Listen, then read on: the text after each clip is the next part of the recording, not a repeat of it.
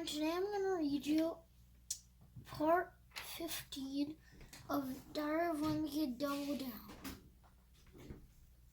The binder covered up the whole well, and from a distance no one could be able to notice. But it was so stiff I couldn't actually sit down. So I had to take it out and come up with a different idea. Then I thought of a solution.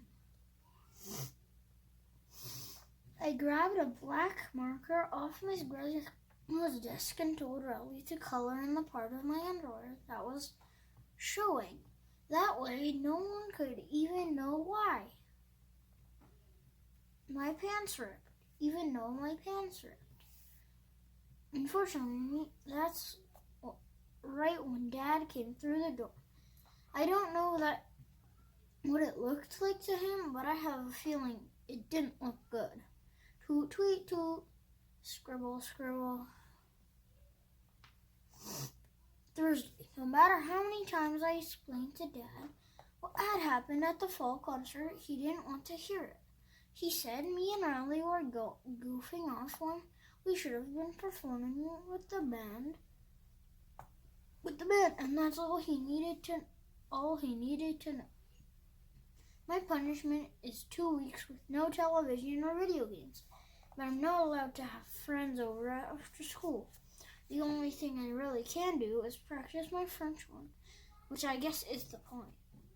But practicing that thing stretches me out and starts making me hungry.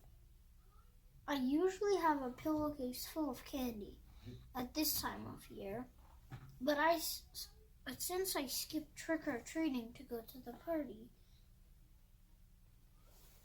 that party, I missed out on the best part of Halloween. I knew there had to be leftover candy somewhere in the house because on Halloween night, Dad told Mom the geese chased all the trick-or-treaters away. Honk. So after school today, I looked in all the places I thought Mom might have stashed the candy, but I came up empty. Now I was really carving something sweet, but the only thing in the pantry was a bag of chocolate chips. Mom told us were off limits. I think she's planning on making chocolate chip cookies for the church back fair, but I figured she'd never notice if just one chip went missing. So I got some scissors and cut it in a tiny chocolate chip size hole in the bottom of the bag. Well, one chocolate chip turned into 2, and 2 turned into 4. Then I kind of just lost my mind. Poor. When I was done, I must have eaten at least a quarter of the bag. I thought there was still a chance Mom wouldn't notice, but the hole in the bag had gotten a lot bigger, and I needed to do something about it. So I went through the junk drawer to look for a stapler.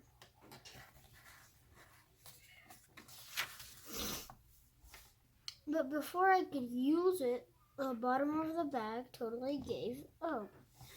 Clack, clack, clack, clickety.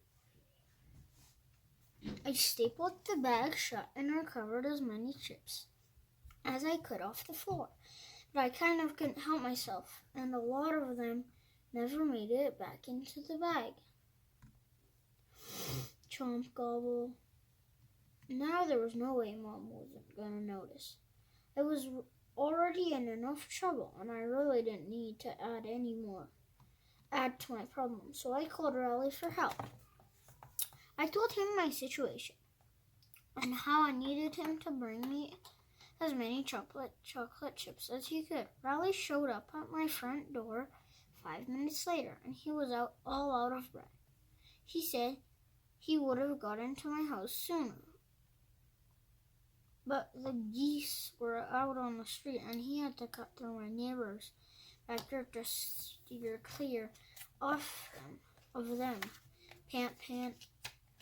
I asked Rowley for the chocolate chips and he opened his hands, but they were useless because they were completely melted.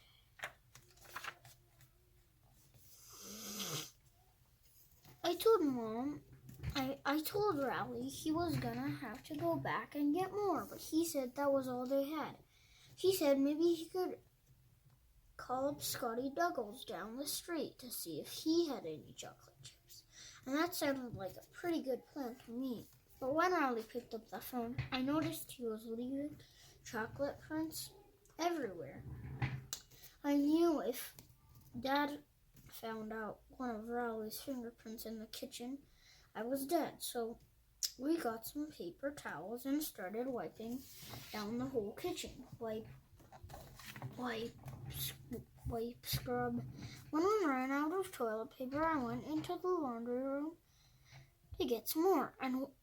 But when I did, I made a huge discovery. I found Mom's entire stash of leftover Halloween candy tucked behind the rolls of paper towels. There were 5 unopened bags in there, and it was all stuff I liked. Gummy worms.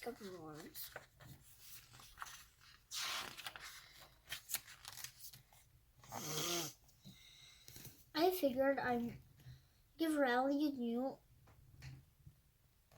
a few packs of gummy worms for helping me out with the cleanup.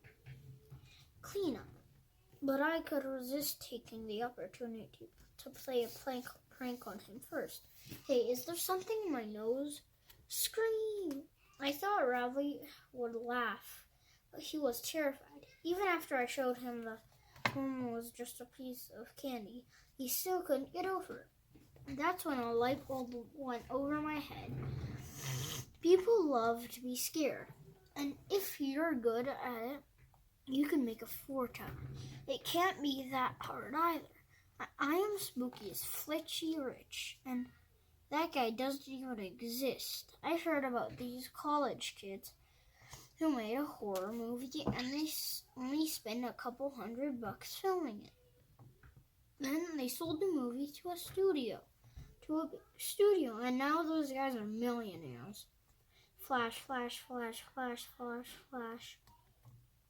If those guys could do it, so could I. And I didn't need hundreds of dollars either. All I needed was a couple bags of gummy worms and Mom and Dad's old camcorder. I could see the movie poster in my mind. Night of the Nightcrawlers. And when my movie wins Best Picture, I'll be sure to thank all the little people who helped me along the way. The person who deserves the biggest thanks is Mom. She's the one who's always saying I should use my imagination and do something creative. So when I'm a famous director, I'll bet she'll be proud. Before that could happen, thought we needed to get started making this movie. I told Rowley to make a film where man-eating worms terrorize the town, but that seemed to make him nervous. He said maybe we could switch out the worms for something less scary, like butterflies. That tickles, but I told him nobody was gonna pay good money to see a movie like that. I said we could have some funny parts so it wasn't just scary, and he seemed to warm up to the idea. Part 15 finished. Bye.